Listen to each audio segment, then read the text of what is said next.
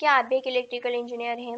नए नए electrical equipment को डिज़ाइन करना होता है, उनके टेस्ट प्लान बनाने होते हैं, उनको मैन्युफैक्चर करना होता है और बहुत से ऐसे काम रहते हैं। तो आप ये सही वीडियो पे आए हो। इस वीडियो में हम यही देखने वाले हैं कि बाढ़ आपको कैसे हेल्प करेगा। So hey guys, welcome back to my channel business smart guide. तो इस वीडियो में हम जानेंगे कि एआई इलेक्ट्रिकल इंजीनियर को कैसे हेल्प करेगा। वैसे तो एआई के दो टूल है, पहला है चैट जीपीटी और दूसरा है बार्ड। पर इस वीडियो में हम बार्ड के बारे में जानकारी लेंगे कि बार्ड आपको कैसे हेल्प करेगा। तो हम ये बार्ड के पेज पर आ गए हैं। अब हम इससे जो क्वेश्चन करने वाले हैं या फिर जो क्वेरीज पूछने वाले हैं उसे प्रॉम्प्ट कहा जाता है। तो अब देखते हैं कि बार्ड इलेक्ट्रिकल इंजीनियर को कैसे हेल्प करता है। तो हमने इसे पहला प्रॉम्प्ट पूछा कि मुझे एक नया पावर सप्लाई है, उसको डिज़ाइन करना है। तो अब देखते हैं कि वो हमें उसको डिज़ाइन करके देता है या नहीं। वैसे तो बार्ड जनरेट करने में उसका आंसर टाइम लेता है, पर आपको वन शॉट सारा आंसर दे देता है और एकदम सही तरीके से देता है। तो अब देखते हैं कि वो हमें इसका आंसर जनरेट करके दे पाता है या नहीं।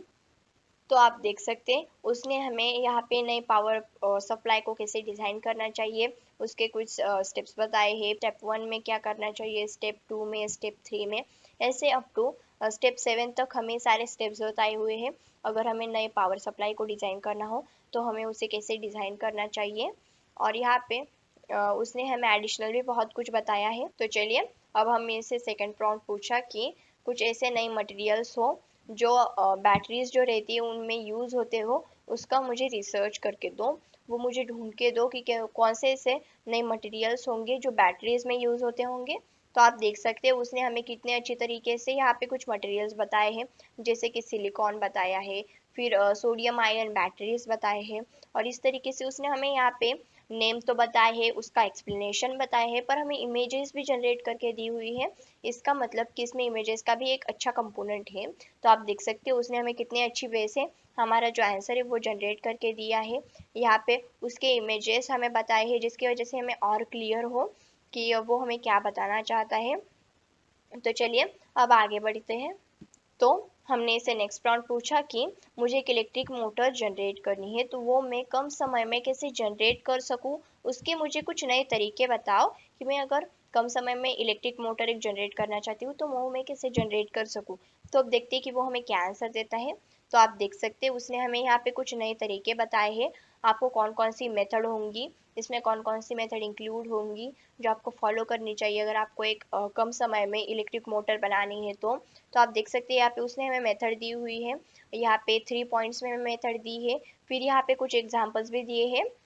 यहाँ पे 3 पॉइंट्स में एग्जांपल है और यहाँ पे उसने हमें एडिशनल भी बताया है कि आप कौन से ऐसे नए तरीके हैं और जिसमें आप इलेक्ट्रिक मोटर को जनरेट कर सकते हो। तो आप देख सकते हैं उसने हमें कितनी अच्छी वे से हमारा सारा जो आंसर है वो हमें बता दिया है। तो नेक्स्ट प्रॉम्प्ट हमने इसे पूछा कि जो इलेक्ट्रिकल इंजीनियर को मेडिकल डिवाइसेस जो बनानी रहती है, जो इम्पोर्टेंट होती है, तो उसके लिए मुझे एक सर्किट डिज़ाइन करके दो। तो अब देखते हैं कि वो हमें सर्किट डिज़ाइन करके देता है या नहीं मेडिकल डिवाइसेस के लिए। तो आप देख सकते हैं यहाँ पे उसने हमें ये दिया हुआ है।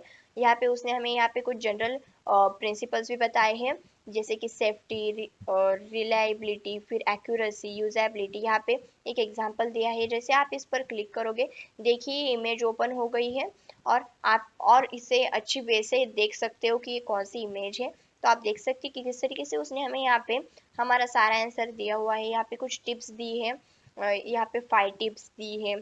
फिर यहाँ पे उसने हमें जनरल प्रिंसिपल भी बताए हैं, जैसे कि सेफ्टी, रिलायबिलिटी, एक्यूरेसी, यूजेबिलिटी। तो नेक्स्ट प्रॉम्प्ट हमने इसे पूछा कि मुझे हार्ट रेट जो मॉनिटर रहता है उसके मुझे सोशल मीडिया पे एक पोस्ट करनी है, इंस्टाग्राम पे, तो वो मुझे जनरेट करके दो। तो अब देखती कि वो हमें इंस्टाग्राम पे पोस्ट जनरेट करके देता है या नहीं।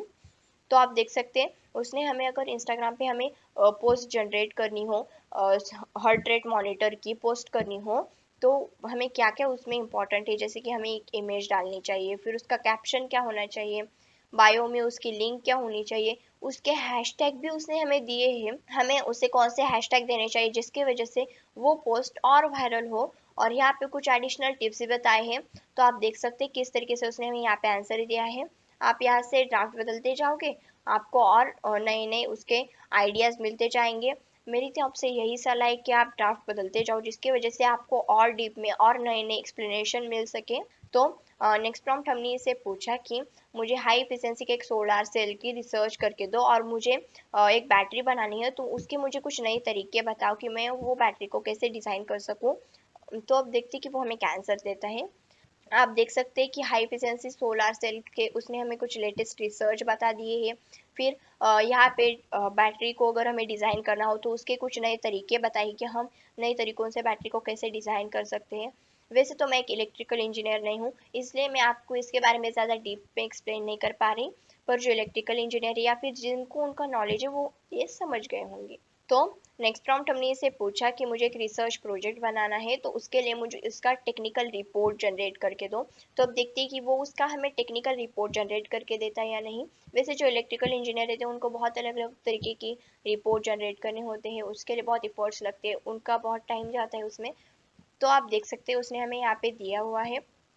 हमने उसे प्रोजेक्ट का कोई नेम नहीं बताया, उसका कौन सा टाइटल देना चाहिए वो नहीं बताया, फिर भी उसने हमें यहाँ पे दिया हुआ है, उसके टाइटल दिया है, ऑथर दिया है, डेट भी दी है, और यहाँ पे रिजल्ट, डिस्कशन, कंक्लूजन, रिकमेंडेशन, ये सब पॉइंट बाय पॉइंट उसने स्टेप बाय स्टेप हमें बताया है।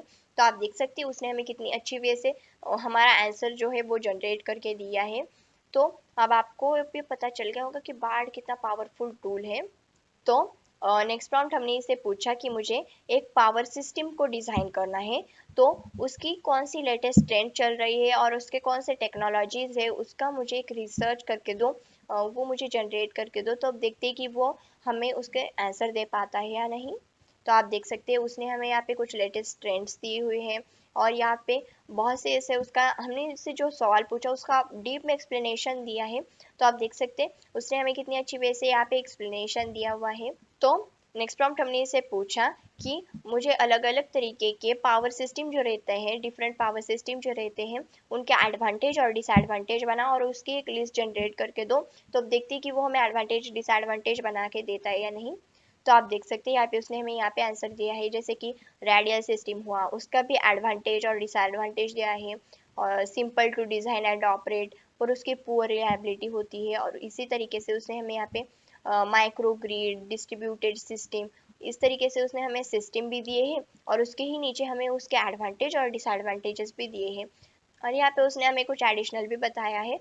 तो नेक्स्ट प्रॉम्प्ट हमने इससे पूछा कि जो डिफरेंट टाइप के जो टेक्नोलॉजीज रहते हैं उनकी मुझे कॉस्ट, कॉम्प्लेक्सिटी और परफॉर्मेंस, इन तीनों की इंफॉर्मेशन बताओ। तो अब देखते हैं कि वो हमें इन तीनों का आंसर दे पाता है या नहीं।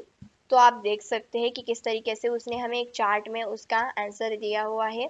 आप यहाँ से एक्सपोर्ट टू शीट भी कर सकते हो, जिसकी वजह से ये एक्सेल शीट में जाएगा या फिर गूगल शीट में जाएगा। तो देखिए अब आप यहाँ से ओपन शीट जो करोगे तो अब ये शीट में जाएगा, तो आप देख सकते हैं ये शीट में कन्वर्ट हो गया है। तो आप देख सकते हैं कि इस तरीके से उसने हमें चार्ट में उसका आंसर दिया हुआ है। यहाँ पे कॉस्ट, कम्प्लेक्सिटी, परफॉर्मेंस बताई है, कुछ टेक्नोलॉजीज बताए हैं, उनके नेम और उनके एक्सप्लेनेशन भी दिए हुए हैं नीचे। तो नेक्स्ट प्रॉम्प्ट हमने इससे पूछा कि जो पावर सिस्टम रहती है उसका मुझे एक टेक्निकल स्पेसिफिकेशन जनरेट करके दो। तो अब देखते हैं कि वो हमें उसका आंसर दे पाता है या नहीं। तो आप देख सकते हैं कि किस तरीके से उसने हमें यहाँ पे दिया हुआ है टेक्निकल स्पेसिफिकेशन पावर सिस्टम के लिए, और उस सिस्टम का ओवरव्यू दिए हुए हैं, उसके रिक्वायरमेंट्स दिए हैं, उसके कंपोनेंट्स दिए हैं, ऑपरेशन, टेस्टिंग, लास्ट में उसने हमें यहाँ पे कंक्लूजन बताया है और कुछ एडिशनल नोट्स भी दिए हैं। सो आई होप आपको ये समझ में आ गया होगा कि बार्ड इलेक्ट्रिकल इंजीनियर को कितनी हेल्प करता है, उनके कितने एफर्ट्स बचाता है।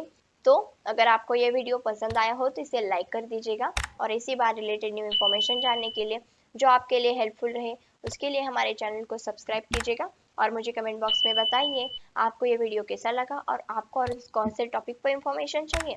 Thank you for watching video.